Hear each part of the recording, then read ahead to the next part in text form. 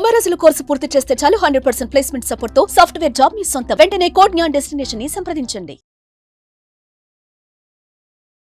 నమస్తే, welcome to Suman TV. నేను కీర్తి. ప్రస్తుతం మనతో పాటు తోడు నీడ ఫౌండర్ రాజేశ్వరి అమ్మగారు ఉన్నారు. వీరితో ఈరోజు కొన్ని విషయాల గురించి మనం డిస్కస్ చేద్దాం. అమ్మా నమస్తే. అమ్మా నమస్తే అమ్మా. అమ్మా, ఇది వరకు మనకు చూసినట్లయితే అసలు ఆడవాళ్ళు బయటకు వచ్చి మాట్లాడే పరిస్థితి ఉండేది కాదు. సరే, ఇప్పుడు ఉద్యోగాలనే చదువుకుంటున్నారు, వాళ్ళు బయటకు వస్తున్నారు. అయితే ఫస్ట్ లో అయితే ఇప్పుడు ఏంటంటే వాళ్ళు వేరే పర్సన్ తో నవ్వుతూ మాట్లాడుకునే స్టేజ్ నుంచి, అంటే సరదాగా ఏదో మాట్లాడుకునే స్టేజ్ నుంచి శృంగారం వరకు వెళ్ళిపోతున్నారు. అండ్ ఇంతవరకు వచ్చి వాళ్ళు వాళ్ళతో ఆల్రెడీ ఉన్న బంధాలని కూడా వదిలేసుకొని వెళ్ళిపోయే స్టేజ్కి వెళ్ళిపోతున్నారు చాలా మంది. సో ఇది ఎంత వరకు వెళ్తుంది అంటారు అసలు? ఇది ఏంటంటే అమ్మ, ప్రతి మనిషికి ఒక కొత్తదనం కావాలి. ఇది వరకు కూడా చెప్పాను. ఇది అది ఒక ఈ హోటల్లో తిన్నాము, వేరే హోటల్లో తిందాము, ఈ సినిమా కాదు ఇంకో సినిమా చూద్దాము, ఈ చీర ఈ కలర్ కట్టాం కదా వేరే కలర్ కొందాము అనే ఈ చిన్న చిన్న విషయాలకి కొత్తతనం ఎలా అనుకుంటున్నామో అది ఫ్యామిలీ దాకా పాకింది. ఎప్పుడు ఈ మొగుడైనా ఎప్పుడు ఈ పెళ్ళామైనా మనకి కొత్త కావాలి. లేదా ఇంకొకటి ఏంటంటే, ఫ్యామిలీ రిలేషన్ ఉన్న తర్వాత కొన్ని బంధాలు అనుబంధాలే కాకుండా కొన్ని మనకి ఎగ్నెస్ట్గా కూడా ఉంటాయి. ఈ చీర కొనుక్కుంటారంటే మొన్నగా కొనుక్కున్నాం ఎందుకు వద్దులే అంటాడు వాళ్ళ ఆయన. అది కోపం వస్తుంది. అది ఏ ఫ్రెండ్ తోటో ఏ బాయ్ ఫ్రెండ్ దగ్గర పంచుకుంది అనుకో, లేదా మూడిగా ఉన్నావు ఏంటని అడిగితే అయ్యో మీ ఆయన వద్దన్నాడరా నేను కొనిస్తానులే అంటాడు. అంతే టప్పని పడిపోతుంది. అంతేగాని వాడు అవసరం కోసం వాడు కొని నీతో ఏ అవసరం లేకుండా ఎవడిస్తాడు ఊరికే చెప్పు. ఆ తర్వాత నిన్ను ఏదో ప్రేరణ పెడతాడు, నిన్ను వాడుకుంటాడు. అదెందుకు అర్థం చేసుకోవు? ఆ యాంగిల్లో చూస్తే ఒక్క ఆడది కూడా దగ్గరికి వెళ్ళదమ్మా. ఆ యాంగిల్లో వాళ్ళు చూడటం లేదు. ఒక్కడు ప్రేమగా పలకరిస్తే పడిపోతున్నారు, కానీ వీడు నాతో ఎందుకు ప్రేమగా పలకరిస్తున్నాడు, వాడు నా మనసులో వేరే భావం ఏం లేదంటాడు. అసలు వాడు మనసు అనేది తగలబడితే కదా అనకూడదు. కానీ మనసు అనేది ఉంటే నోటితో వచ్చే మాటకి మనసులో ఉండే మాటకి సంబంధమే లేకుండా వాడు అవసరం తీర్చుకోవడం కోసం గడుపుతాడు. టప్పని పడిపోతావు అంతే. వాడు చీర కొనిచ్చాడు, వాడు హోటల్కి తీసుకెళ్ళాడు, ఈ దిక్కుమాల మొగుడు ఏం తీసుకెళ్ళాడు, వీడేమో జమా ఖర్చు లెక్కేసుకుంటూ కూర్చుంటాడు. వాడు లావిష్గా ఖర్చు పెడతాడు. ఎందుకని? నిన్ను ట్రాప్లో పడేయాలి కదా. పడేయడం కోసం లావిష్గా ఖర్చు పెడతాడు, నీకు గిఫ్ట్లు ఇస్తాడు. అవన్నీ మనసుకి సంతోషాన్ని కలిగిస్తాయి. అంతేగాని పరపురుషుడు నాకు ఇలా ఇస్తున్నాడు అది తప్పన్న భావన పోయింది మనసులో. నాకు వాడు చక్కగా గిఫ్ట్లు ఇస్తాడు, మా ఆయన తీసుకెళ్ళమంటే తీసుకెళ్ళడు, వాడు హోటల్కి తీసుకెళ్తాడు, వాడు నాకు గిఫ్ట్లు కొంటాడు, నాకు శారీ కొన్నాడు అని అలా ఇచ్చేవాడు పట్ల మనకి తెలియకుండానే ఒక ఆకర్షణకి లోనవుతాం.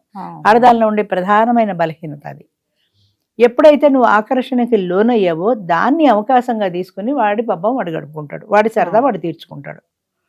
నువ్వు కూడా ఈల్డ్ అయిపోతావు కొంతవరకు. వాడి పట్ల నీకు ఒక మక్కువ లేదా ఒక నాకెంతో సహాయం చేశాడన్న ఫీలింగ్, కృతజ్ఞతా భావం ఉంది కాబట్టి నువ్వు కాదు అని అనలేవు. అనకూడదు. కానీ ఒక మోటు సామెత ఉందమ్మా, మొమాట అనిపోతే కడుపు వచ్చిందని సామెత. ఇది చెప్పచ్చో చెప్పకూడదో నాకు తెలియదు. వాడు అడిగాడు ఎలా కాదంటాను అనుకుందిట, అంటే చివరికి మిగిలింది ప్రెగ్నెన్సీ.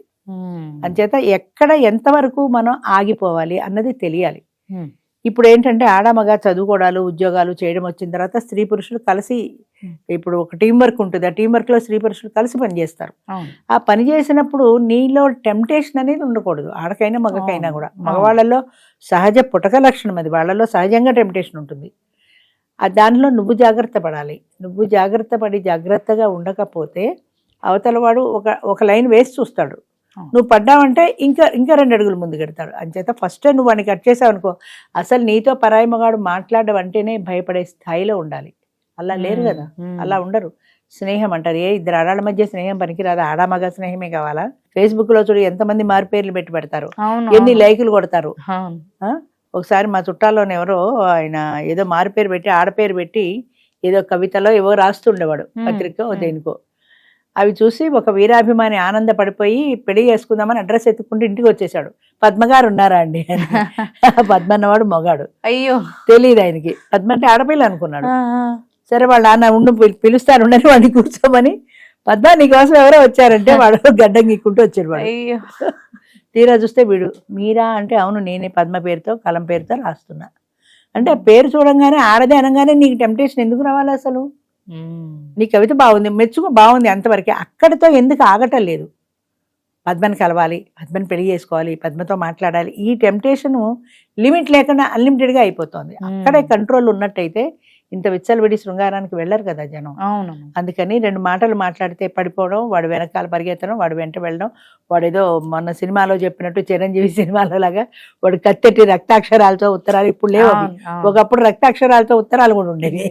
అంచేత ఆ ఉత్తరాలు చూసి పడిపోవడం, రక్తంతో రాశాడు తెలుసా, నా కోసం రక్తంతో రాశాడు తెలుసా అని ఫీల్ అయిపోవడాలు వస్తాయి అంతే. అంచేత మనసు అనేది కంట్రోల్లో ఉండాలమ్మా, ఎవరికైనా సరే మనసు అనేది కంట్రోల్లో ఉండాలి.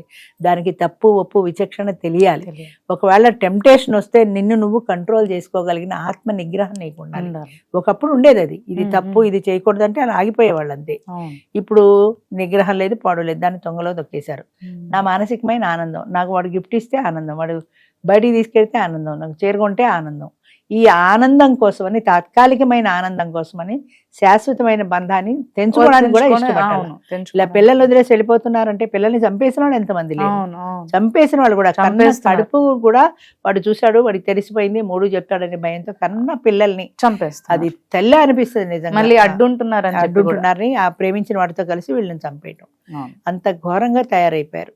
దీనికి అంతటికీ కారణం ఏంటంటే నీ మైండ్ మీద నీకు కంట్రోల్ లేకపోవటం. నీ మైండ్ మీద నీకు కంట్రోల్ ఉంటే వాడితో నువ్వు స్నేహానికే వెళ్ళవు కదా. వాడు నన్ను ప్రేమించానన్నాడు, దిక్కుమాలి ప్రేమ. ఏం ప్రేమమ్మా, ఎందుకు ఉంటుంది అసలు? ఇంకొకరికి నీ మీద ప్రేమ ఎందుకు ఉంటుంది? వాడు 2 కబుర్లు చెప్పాడని నువ్వు వెళ్ళిపోవడమే తప్ప, ఆ తర్వాత వాడు అవసరం నెలకో 2 నెలకో తీరిపోయాక నిన్ను చెప్పా పట్టుకొని వదిలేసి వెళ్ళిపోతాడు. అప్పుడు ఏమైపోతావు, నీ జీవితం ఏమైపోతుంది? అది ఆలోచించుకోరు. అంటే అది శాశ్వతమైన ఆనందాన్ని చూసుకోరు, టెంపరీగా. ఇవాళ నన్ను హోటల్కి తీసుకెళ్ళాలి లేదా, ఇవాళ నాకు చేరుకున్నాడా లేదా, ఇవాళ రాత్రి 12 గంటలకి నాకు ఫోన్ చేసి బర్త్డే విషెస్ చెప్పాడు తెలుసా, 12కి ఫోన్ చేశాడు. నిజమే, వాడికి నిద్రట్లేదు, ఫోన్ చేశాడు. నీ పక్కన ఉన్న మొగుడు రోజు చెయ్యడు, వాడికి కనీసం విషెస్ కూడా చెప్పడు. కరెక్టే, కానీ అది శాశ్వతమైంది కాదు అని ఎందుకు అర్థం కాదు? చెప్పినా చెప్పకపోయినా 3 అనేవాడు వీడు. రేపు పొద్దున ఏదైనా తేడా వస్తే బరువు బాధ్యతలు వాడు పడతాడు, వీడు పడ్డు కదా. అసలు ఆలోచన విచక్షణ లేకపోవడం, తప్పు ఒప్పు అనే తేడా లేకపోవడం, ఉన్న తప్పు మనం చేయకూడదనే నిగ్రహం లేకపోవడం, మానసికమైన బలహీనత చాలా ఉంది మనుషులు, ఆడైనా మగైనా కూడా మనసుని కంట్రోల్ పెట్టుకోలేకపోవడం. ఇప్పుడు ఈ గేమ్స్, మైండ్ గేమ్ ఆడనివ్వండి, ఈ ఆన్లైన్ గేమ్స్ ఆడనివ్వండి, పేక ఆడనివ్వండి, మరి ఇంకా దురలవాట్లు ఏంటి, ఒకటేంటి, దేనికైనా సరే. నాకు మా దాంట్లో కోటేశ్వరరావు గారిని 72 ఏళ్ళు ఆయన పెళ్లి చేసుకున్నాడు, ఆమెకు 62 ఏళ్ళు, విజయవాడ. పెళ్లి చేసుకున్న తర్వాత ఆయనకి భార్య పోయిన తర్వాత బాగా డ్రింక్ అలవాటు అయిపోయింది. పగలు రాత్రి ఇంట్లో ఏం తోచక కాలక్షేపం లేక రాత్రిళ్ళు ఫ్రెండ్స్తో పగలు ఇంట్లో కూర్చొని రాత్రి పగలు తాగేవాడు. విపరీతమైన అలవాటు అది. అలాంటి మనిషి ఒక రోజున కొత్తగా పెళ్లి చేసుకున్న తర్వాత ఆవిడ ఇంట్లో పట్టు చీర కట్టుకుని పండగ రోజున కలకలాడుతూ తిరుగుతుంటే ఈయనకి అనిపించిందిట, అది ఆ కలకలాడుతూ ఐదోతనంతో చల్లగా తిరుగుతోంది, నాకేదైనా అయితే మళ్ళీ ఆవిడకి అదే వైధవ్యం కదా, కనీసం ఆవిడ కోసమైనా నేను 10 కాలాల పాటు బాగుండాలి, నేను బాగుండాలంటే ఈ దురలవాటు మాన్చుకోవాలి అని అనిపించింది ఆయనకి. ఆ క్షణం నుంచి ఈ క్షణం వరకు ఆయన మందు ముట్టలేదు. ఎంత ఆత్మ నిగ్రహం నిజంగా.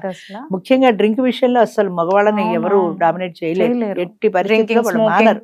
డ్రింక్ ఒకటి, స్మోకింగ్ ఒకటి, ఇవన్నీ వాళ్ళకి వాళ్ళు మానేస్తే తప్ప ఎవరు చెప్పలేరు. అవును, బట్ నేను అడిగాను, డాక్టర్లు కూడా ఆల్ ఆఫ్ ఏ సడన్ మానకూడదు, కొద్ది కొద్దిగా తగ్గించుకోవాలంటారండి అంటే, నాకేమీ అవ్వలేదమ్మా, నాకు ఎలాంటి ఇబ్బంది రాలేదు, నేను వద్దు అనుకున్నా మానేశాను. మరి మీ ఫ్రెండ్ సర్కిల్ లేరా అంటే, ఉన్నారు, అప్పుడప్పుడు డ్రింక్ తాగేటప్పుడు పిలుస్తారు, నేను కూడా పెడతాను, కూర్చుంటాను, కానీ తాగను. ఎలా టెంప్ట్ అవటం లేదు ఆయన, తాగవయ్యా అని బతిమాల. అంత అలవాటు ఉన్నవాడు అంటే ఎంత విల్ పవర్ ఉంది ఆయనకి 72 ఏళ్ల వయసులో. అంత విల్ పవర్ తోటి ఆయన ఎట్టి పరిస్థితిలో నేను తాగనంటే తాగను అనుకున్నాడు. ఇప్పటికి 5-6 ఏళ్ళు పైన అయింది నాకు తెలిసి. ఆఫ్టర్ ఆల్ 62 ఏళ్ళని ముసలావిని పెళ్లి చేసుకున్న భావన అంతే.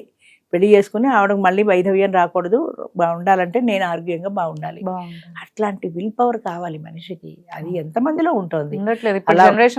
అస్సలు లేదు. ఇప్పటి జనరేషన్ కి ప్రతి దానికి వీక్ మైండే. 10th క్లాస్ ఫెయిల్ అయితే చచ్చిపోతాం.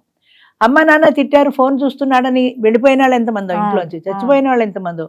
అమ్మ నాన్న తిట్టారని అనుకుంటారు కానీ నా మంచి కోసమే తిట్టారు అనుకోరు. అది అసలు నన్ను ఎందుకు తిట్టారు, నన్ను తిట్టకూడదు, నన్ను తిట్టారు అంతే, నేను చచ్చిపోతా. చచ్చిపోతే జీవితం ఎక్కడుంది అంటే మానసికమైన బలహీనత ఇది.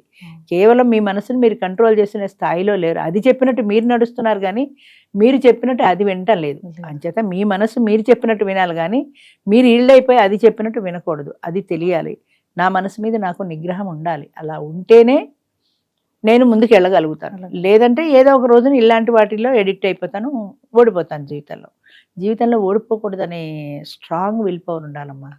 ఎవ్వరికి నేను ఈల్డ్ కాను, ఎవ్వరికి నేను లొంగిపోను అనే విల్ పవర్ ఉంటే జీవితంలో ఇది కాకపోతే దేనికైనా ముందుకెళ్ళగలుగుతారు. అది లేనాడు ఇలా ఎడిక్ట్ అయిపోతే కొంతమంది ప్యాకెట్కి అడిక్షన్, కొంతమంది సిగరెట్కి అడిక్షన్, కొంతమంది డ్రింక్కి అడిక్షన్, కొంతమంది ఇంకా పబ్బులకు బార్లకు ఎడిక్షన్, ఇవన్నీ అంతే. అంచేత ఎడిక్షన్ అనేది లేకుండా ఆత్మ నిగ్రహం అనేది చాలా ప్రధానం. అది లేని నాడు ఇలాగే సుమన్ టీవీలో మీ పర్సనల్ అండ్ బిజినెస్ ప్రమోషన్స్ కోసం కింది నెంబర్కి కాంటాక్ట్ చేయండి.